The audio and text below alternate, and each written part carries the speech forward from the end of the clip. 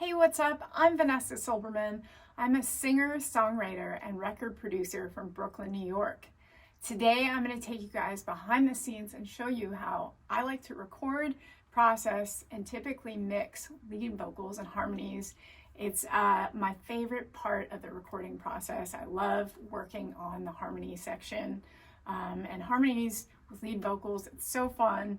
I'm going to show you guys in Pro Tools, so come check it out. So this is the microphone I like to record vocals with. It's a condenser microphone by AKG. The model number is a C414B. It sounds great and it's awesome. When I track, I typically go straight in, but since I know my vocals pretty well, sometimes I'll add a little bit of compression. I like to use the 1176 compressor. But working with different artists, it depends on each scenario. For the most part, I like to process after so I have more control.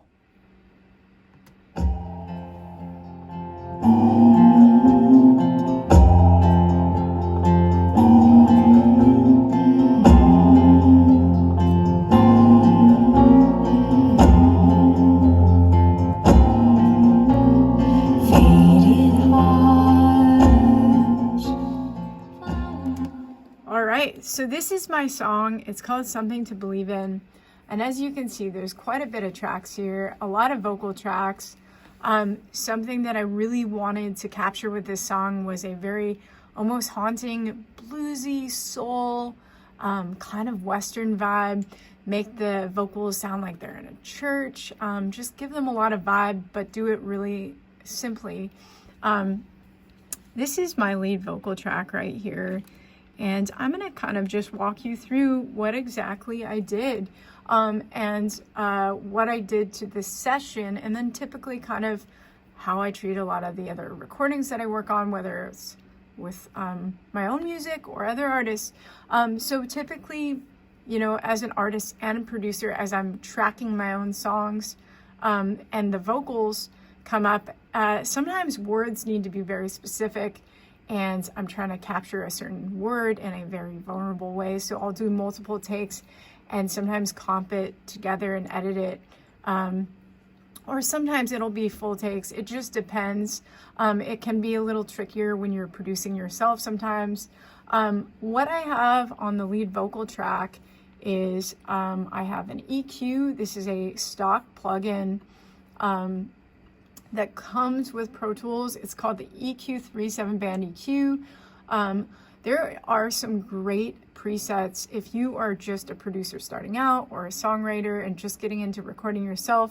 There are some great presets to start and you know, can kind of help shape the direction of learning more about EQ and what exactly it does. But basically on this vocal track and all my other vocals in this, I've got the low frequencies ducked out, some of the low mids taken out, and then some of the mid highs boosted. And it sounds great and it's just a female vocal setting. And sometimes I make adjustments. It just depends what it calls for. Then I have the Fairchild. In addition to that 1176 I mentioned, UAD has some awesome limiter and compressors. I really like the Fairchild. It sounds great. And then also in all my songs, I typically set up two aux tracks. You'll always find these in my sessions. A delay and then a reverb. The delay is a stock plugin that comes with Pro Tools. It's called the Mod Delay 3. I've got a slapback on it. This is a preset, and then I just make the adjustments that I want. It's to the tempo of the song, and then I've got one side doing something different than the other. And then I've got the H-Verb, which is a plugin by Waves. There's a great preset that Greg Wells has in this of a vocal church. I really love Greg Wells. He's awesome, very great producer, and just this was a great sound. This is one that I use. Sometimes I use some other plugins or other stock plugins. So I'm gonna play you what the vocals sound like in the chorus, so you kind of get an idea. The lead vocals are also cushioned with a double vocal. And The double vocal just has an EQ on it, same EQ, and then just a little bit of reverb. And I'm gonna play those together so you can hear what that sounds like with the reverb and delay, and basically just hear the lead and the double. Yeah, yeah, something to believe in. And then also I've got 2 harmonies and some backgrounds in there, but I want to talk about panning. So the lead vocal and the double are just pan center. Typically with harmonies or backgrounds, sometimes I'll make the pan really wide and open up in the chorus and then kind of hug the vocals like in the verse. But with this one, I had a lot of background vocals, so I wanted to make the panning a little bit different so you can hear some of the background vocals. So here are the lead vocals, the double, and the harmonies. Yeah, yeah, something to believe in. Yeah, yeah. And then here are the backgrounds. Yeah, yeah, something to believe in. Yeah, yeah, more than just a feeling. And so they're pan left and right, and that gives the space. We've got the harmonies in there and the lead vocals in there. And then for the beginning portion and these intros of the song, I've got tons of gang vocals, and those are panned wide.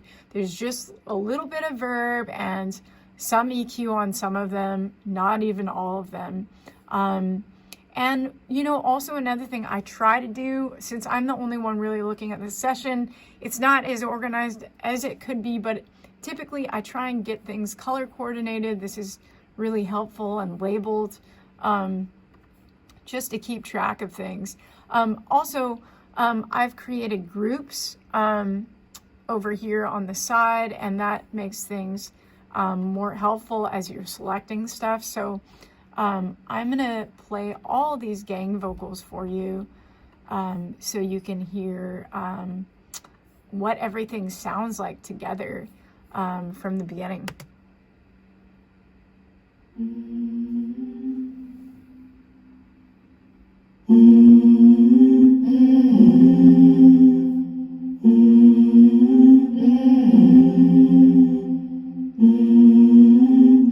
Faded heart.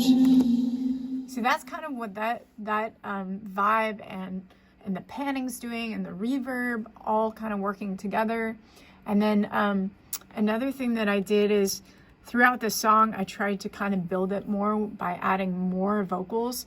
So I'm going to play all the vocals towards the end of the song, which are in the last chorus, and there's some new kind of vocals that come in. Yeah, yeah, something to believe in. Yeah, yeah, more than just a feeling. Yeah, yeah, something to believe in. Yeah, yeah, more than just a feeling. Yeah, yeah, something to believe in. Yeah. So often I will mess around with vocals, and I'll try and get you know, the high vocal, the low vocal in there. I'll try thirds, sometimes fifths. Sometimes it's just about messing around with different harmonies to see what kind of pops out and sounds interesting. You know, towards the end, I added this one harmony that's like, yeah, yeah. It's just kind of an added, you know, boost in the song, you know, that isn't there, you know, for the rest of the song. Anyway, I hope you've enjoyed. Again, I'm Vanessa Silberman, and this is Something to Believe In.